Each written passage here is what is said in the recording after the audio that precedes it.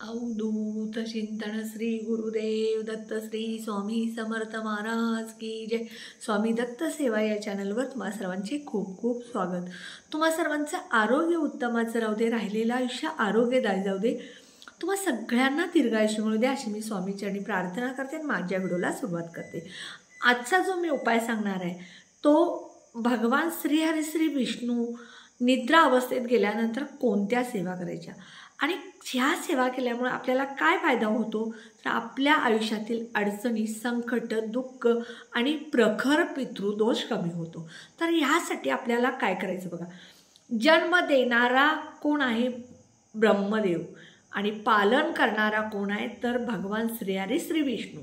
आणि भगवान श्री श्री विष्णू यांनी आता देवशयनी एकादशीपासून कार्तिकी एकादशीपर्यंत निद्रा अवस्थेत गेलेले असतात। तर ह्या निद्रा अवस्थेत भगवान श्री श्री विष्णू ज्या वेळेला जातात त्यावेळेला ह्या पृथ्वीचा सगळा कार्यभार ते भगवान शंकरावरती शिवाकडे देत असतात। तर बघा, सगळ्यात पहिल्यांदा आपण ह्या 4 महिने जो चातुर्मास समजला जातो, देवशयनी एकादशीपासून कार्तिकी एकादशीपर्यंत जो चातुर्मास आपण पाळतो त्या चातुर्मासामध्ये कुठलेही शुभ कार्य करायचे नाहीत। आपण जास्तीत जास्त ह्याच्यामध्ये सेवा करायचे। सेवा कोणत्या करायच्या, कशा करायचे हे संपूर्ण मी सांगणार आहे। तर बघा, आता आपल्या सगळ्या पृथ्वीचा कारभार सांभाळणारे श्री भगवान विष्णू हे निद्रा अवस्थेत जातात आणि त्यानंतर शंकर त्याचं आपल्या जगाचं सगळं हे करत असतो। तर बघा, आता कसं असतं, सगळ्यात पहिल्यांदा काय आहे तर आपण भगवान श्री विष्णू हे आपले पालनकर्ते आहेत आणि ब्रह्मदेव जे आहेत ते काय आहेत, जन्मदाते। आणि तिसरी गोष्ट, आपला मृत्यू अंतिम सत्य आहे तो शिवाच्या हातामध्ये। म्हणून आपल्याला जास्तीत जास्त श्रावण महिन्यामध्ये सुद्धा शिवाची सेवा करायची, म्हणजे रुद्राभिषेक, रुद्राष्टक, 11 वाद्य, शिवलेलं अमृतचं संपूर्ण पारायण, हे ज्या सेवा आहेत त्या सगळ्या करायचे।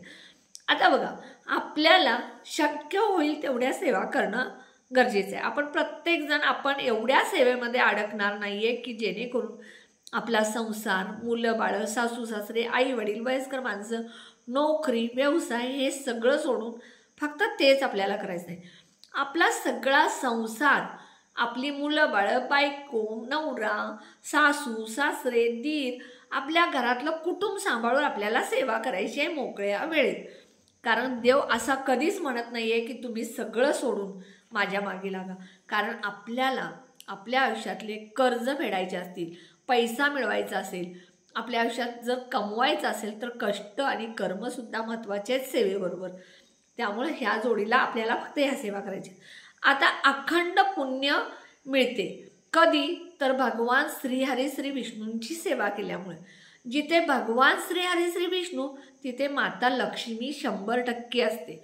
आणि म्हणून आपल्याला ह्या 4 महिन्यात भगवान श्री विष्णू सहस्त्रनाम वाचायचं आहे।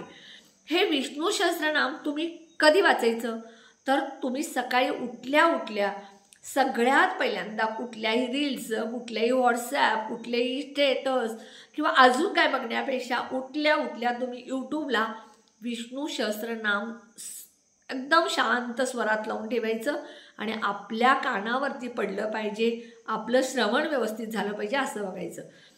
आता समजा हे संस्कृतमध्ये आपल्याला वाचता येत नाही, आपलं चुकलं तर आपल्याला देव शिक्षा करेल का? बिलकुल नाही। कारण आपलं चुकलं तर माफ करणारा तोच आहे। कारण जे आपला देव जो आहे तो भक्ताचा भुकेला आहे। भक्तानं सेवा करणं त्याची इच्छा तेवढीच असते। आपण म्हणतो ना, मला एवढा पैसा दे, तेवढा पैसा दे, तसं देव कधी मागत नाही तुमच्याकडे।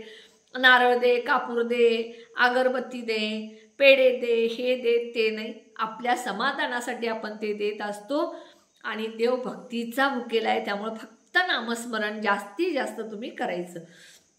आता 3 वेळ दिवसातून जर तुम्ही केला विष्णू सहस्त्रनाम तर ह्याच्यासारखा दुसरा कुठलाच फायदा होणार नाही। कारण जो कोणी 3 वेळा दिवसातून विष्णू सहस्त्रनाम वाचेल त्याचा कितीही प्रखर पितृदोष असेल तो नक्की निघून जाईल. मग आता तुम्हाला तेवढा वेळ आहे का? 3 वेळ तुम्ही म्हणू शकता का? तर शक्य नसेल तर दिवसातून एकदा तरी तुम्ही अगदी श्रद्धेनं म्हणा. मग तुम्हाला संस्कृतमध्ये वाचता येत नाही तर तुम्ही काय करायचं, यूट्यूबला लावायचं, विष्णू सहस्त्रनामचं पुस्तक समोर ठेवायचं आणि इकडे यूट्यूबचं ऐकत इकडे बोटं फिरवायचं. म्हणजे आपलं श्रवण आणि मनन आणि वाचन तिन्ही होईल. आता बघा, ह्याच्यापेक्षा सुद्धा अतिशय महत्त्वाची सेवा, कर्जमुक्तीसाठी, पैसे प्राप्तीसाठी, कितीही आपल्याला कर्ज असेल तर फिटण्यासाठी व्यंकटेश स्तोत्र ह्या 21 दिवसात दररोज 21 वेळा, म्हणजे एक मंडल 21 ओव्याचं, एक मंडल म्हणजे असं 21 मंडल करायचे, म्हणजे 21 वेळा ते झालं. असं दररोज 21 वेळा 21 दिवस जर तुम्ही व्यंकटेश स्तोत्र वाचलं रात्री 12 वाजता तर तुमचं कितीही मोठं कर्ज असू दे नक्की फिटतं. तर आता तुम्ही बघा, 8 वेळापर्यंत तुम्ही वाचायचं आणि एक मंडल 8 ओव्या, दुसरं मंडल 8 ओव्या, असं 21 मंडलपर्यंत 8 ओव्या आणि 21व्या वेळी 9व्या ओवीपासून म्हणजे फलश्रुती. हे तुम्ही दररोज रात्री 12ला वाचायचं. 21 दिवस, 7 दिवस, 3 दिवस, 11 दिवस वाचू शकता. समजा तुम्हाला रात्री शक्य नाही, मुलं लहान आहेत किंवा तुम्ही ऑफिसमधून थकून येता, झोप लागते, दिवसातून कधीही तुम्ही व्यंकटेश स्तोत्र मनापासून वाचलं तर तुम्हाला त्याचं सुद्धा फळ निश्चित मिळेल. त्यानंतर बघा, रोज 3 वेळा चातुर्मासात जे तुम्ही विष्णू सहस्त्रनाम वाचणार आहे ते शक्य नसेल तर दिवसातून एकदा वाचायचं. त्यानंतर बघा, विष्णू गायत्री मंत्राचा जप जास्तीत जास्त तुम्ही या चातुर्मासात करायचं. मग तो तुम्ही सकाळी 11 वेळा करा, दुपारी 11 वेळा करा, संध्याकाळी 11 वेळा, 108 माळा करा, असं तुम्ही केलात तरी चालेल. त्यानंतर बघा, एक श्लोकी विष्णू सहस्त्रनाम 11 वेळा जर पठण केला तर विष्णू सहस्त्रनामाचं संपूर्ण पारायण केल्याचं फळ तुम्हाला मिळेल. त्यामुळे एक श्लोकी विष्णू सहस्त्रनाम दररोज 11 वेळा वाचा. बघा, तुम्ही संपूर्ण रोज एक विष्णू सहस्त्रनामचं पारायण केल्याचं फळ तुम्हाला मिळेल. तुळशीची सेवा सुद्धा अतिशय महत्त्वाची आहे ह्या चातुर्मासामध्ये. कारण कसं आहे, तुळस जी आहे ती भगवान श्रीहरी श्री विष्णूंना अतिशय प्रिय आहे. त्यामुळं तुळशीला दररोज तुम्ही सकाळी आणि संध्याकाळी, समजा तुमच्याकडे शुद्ध गाईचं तूप असेल तर शुद्ध गाईच्या तुपाचा दिवा लावा, नसेल तर तुम्ही तुमच्याकडे जे तूप आहे, तेल आहे, त्याचा दिवा लावा. त्यामध्ये चिमूटभर हळद, 1 वेलची, 1 लवंग टाका. कारण माता लक्ष्मीला लवंग, हळद, वेलची अतिशय प्रिय आहे. त्यामुळे तुम्ही त्यामध्ये चिमूटभर हळद, 1 लवंग, 1 वेलची टाकून जर तुळशीला दररोज सकाळी आणि संध्याकाळी दिवा लावला आणि ओम नमो भगवते वासुदेवाय 11 वेळा म्हणून 11 प्रदक्षिणा काढला तर तुम्हाला कधीच लक्ष्मी कमी पडणार नाही, पैसा कमी पडणार नाही. तुळस जी आहे ती भगवान श्रीहरी श्री विष्णूंना 1 पान घालून, म्हणजे 1 पान घालायचं आणि विष्णू सहस्त्र नामावली म्हणायचं. आता तुम्हाला 1000 पानं मिळतील का? नाही. मग 1 पान घालायचं, पहिला नाव घ्यायचं, दुसरं पान म्हणजे तेच पान उचलून परत दुसऱ्यांदा घालायचं, तेच पान उचलून तिसऱ्यांदा घालायचं. 1000 वेळा तेच पान अर्पण करून उचलून परत अर्पण केलं तरी सुद्धा चांगला आहे विष्णू सहस्त्रनाम. आता भगवान श्रीहरी श्री विष्णू तुमच्याकडे नसतील फोटो, मूर्ती, तर बाळकृष्णाच्या मूर्तीला घाला. तेही नसेल तर स्वामी समर्थ महाराजांच्या मूर्तीला सुद्धा तुळस अर्पण केले तर अतिशय चांगलं. आता विष्णू सहस्त्रनामावली आणि ओम नमो भगवते वासुदेवाय हे तुम्हाला एकदा तरी दिवसातून म्हणणं शक्य असेल तर म्हणा.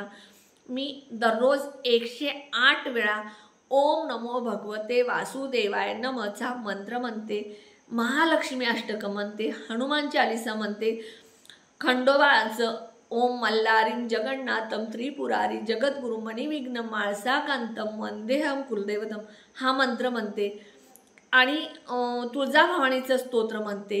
ह्या सगळ्या गोष्टी तुम्ही स्वतःला इतकं त्यामध्ये गुंतवून घेऊ नका की जेणेकरून तुम्हाला तुमचा संसार शक्य होतील तेवढ्या सेवा तुम्ही मनापासून करा, तुम्हाला त्याचा फायदा होईल. चातुर्मासात जास्तीत जास्त विष्णूंची सेवा करा, व्यंकटेश स्तोत्र वाचा। भगवान श्री हरी श्री विष्णूंची जिथे सेवा केली जाते तिथे माता लक्ष्मी आपोआपच येते। कारण बघा, माता लक्ष्मी ही विष्णूंचे पाय दाबत असलेल्या आपल्याला बघायला मिळतं। आणि जिथे भगवान विष्णूंची आपण सेवा करतो तिथे नक्कीच माता लक्ष्मी आपल्याला प्रसन्न होणार।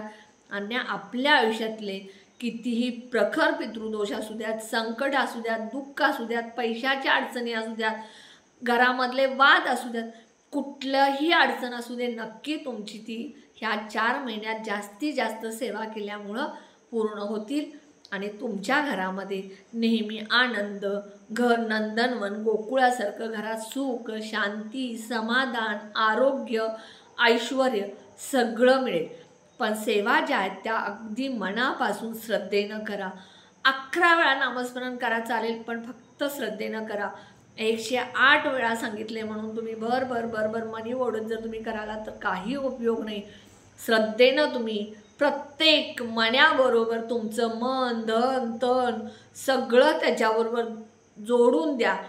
ओम नमो भगवते वासुदेवाय नमः इतकं एकाग्र व्हा की तुमचं स्वर तुमच्या कानावरती पडला पाहिजे, आवाज कानावरती पडला पाहिजे आणि तुमच्या शरीरातून त्याचे लहरी पसरल्या पाहिजेत।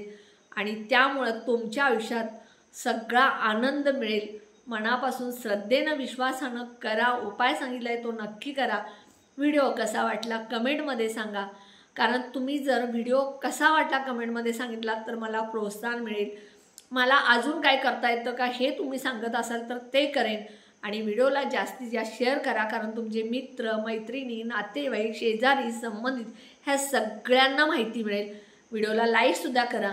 आणि जे कोणी माझ्या व्हिडिओला नवीन बघत असेल त्यांनी माझ्या व्हिडिओला जास्तीत जास्त सबस्क्राईब करा। श्री स्वामी समर्थ।